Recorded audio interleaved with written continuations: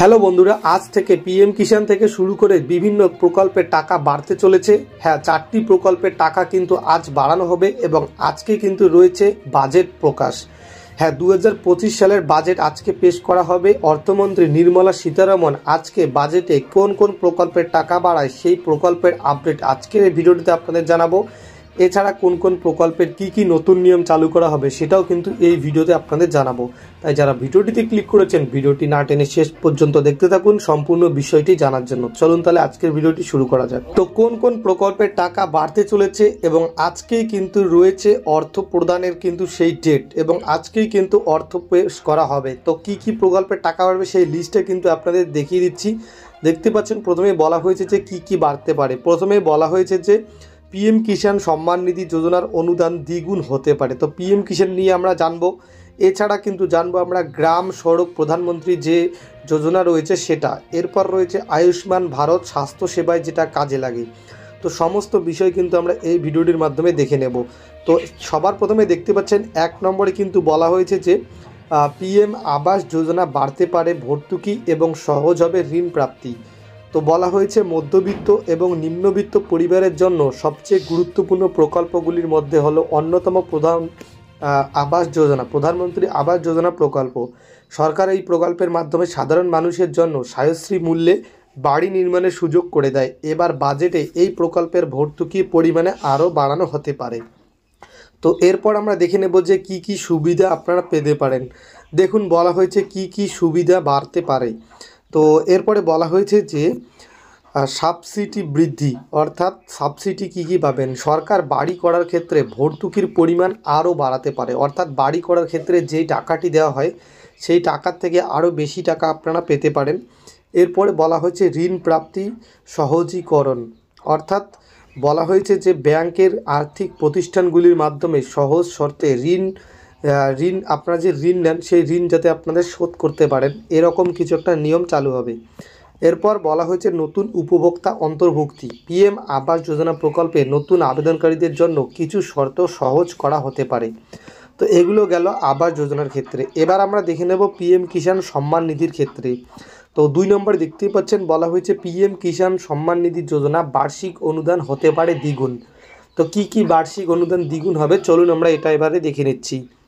তো প্রথমেই কিন্তু লাইনে বলা হয়েছে যে পিএম কিষাণ সম্মান নিধি যোজনায় প্রকল্পের আওতায় বর্তমানে কৃষকদের বছরে 6,000 টাকার আর্থিক সাহায্য করা হয়, তবে এই অর্থের পরিমাণ বাড়িয়ে 12,000 টাকা করার সম্ভাবনা রয়েছে। এটা কিন্তু গেল আমাদের পিএম কিষাণের। তো কি পরিবর্তন আসতে পারে এই প্রকল্পে সেটাও এখন আমরা দেখে নেব। প্রথমেই বলা হয়েছে অনুদান দ্বিগুণ, অর্থাৎ 6,000 টাকা থেকে বাড়িয়ে 12,000 টাকা করার কিন্তু কথা। এরপরে 2 নম্বরে বলা হয়েছে সরাসরি ডিবিটির অ্যাকাউন্টের মাধ্যমে, অর্থাৎ এই বেনিফিটের টাকা সরাসরি ব্যাঙ্ক অ্যাকাউন্টে দেওয়া হবে, অর্থাৎ কোনো রকম কিন্তু আদার্স কাউকে দেওয়া হবে না, সরাসরি ব্যাঙ্ক অ্যাকাউন্টে। এরপরে বলা হয়েছে সুবিধাভোগীদের সংখ্যা বাড়াতে পারে। নতুন কৃষকরা এবার থেকে নতুন প্রকল্পের আওতায় আসতে পারে। তো নতুন কৃষকরাও কিন্তু এবার থেকে টাকা পেতে পারে। এরপরে 3 নম্বরে বলা হয়েছে প্রধানমন্ত্রী গ্রাম সড়ক যোজনা বরাদ্দ হতে পারে 10%। তো এখানে দেখুন কি বলা হয়েছে গ্রাম অঞ্চল যোগাযোগ ব্যবস্থাকে উন্নত করতে প্রধানমন্ত্রী গ্রাম সড়ক যোজনা অত্যন্ত গুরুত্বপূর্ণ। এই প্রকল্পের মাধ্যমে প্রত্যন্ত গ্রামগুলিকে শহরের সঙ্গে যুক্ত করা হয়, অর্থাৎ যাদের বাড়ির আশেপাশে কাঁচা রাস্তা রয়েছে সেই কাঁচা রাস্তাগুলোকে কিন্তু পাকা করার সিদ্ধান্ত। কি পরিবর্তন আসতে পারে। তো গত বছরের তুলনায় 10% বৃদ্ধি কিন্তু পেতে পারে।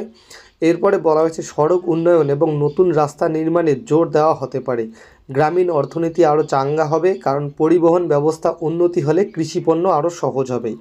মানে রাস্তা যদি আপনাদের ভালো হয় তাহলে কিন্তু সেই রাস্তা দিয়ে মাল বহন করতে সুবিধা এবং তাহলে কিন্তু সব দিক দিয়েই সুবিধা। এরপরে সর্বশেষ বলা হয়েছে যে ভারতে আয়ুষ্মান যোজনা স্বাস্থ্য সেবায় যে নতুন সুবিধা আসতে পারে সেটা বলা হয়েছে। প্রধানমন্ত্রী জন আরোগ্য যোজনা দেশের সবথেকে বড় স্বাস্থ্য সুবিধা প্রকল্পগুলির মধ্যে অন্যতম। বর্তমানে এই প্রকল্পের আওতায় সুবিধাভোগীরা বছরে 5 লক্ষ টাকা বিনামূল্যে স্বাস্থ্যসেবা পেয়ে থাকেন। তো এই সেবায় অথবা এই প্রকল্পে কি পরিবর্তন আসতে পারে সেটা আমরা এখন দেখে নেব। তো দেখতে পাচ্ছেন বলা হয়েছে কি পরিবর্তন আসতে পারে। 70 বছরের বেশি বয়সী বয়সীদের জন্য বিশেষ সুবিধা আসতে পারে। আরও বেশি পরিমাণে বেসরকারি ও সরকারি হাসপাতাল এই প্রকল্পের আওতায় আসতে পারে। বাজেটে এই প্রকল্পের বেশি পরিমাণ অর্থ সহায়তা করা হতে পারে। সরকারের লক্ষ্য স্বাস্থ্যসেবাকে আরও সহজলভ্য এবং সাশ্রয়ী করে তোলা, যাতে নিম্নবিত্ত এবং মধ্যবিত্ত পরিবারের চিকিৎসায় কম খরচ হয়।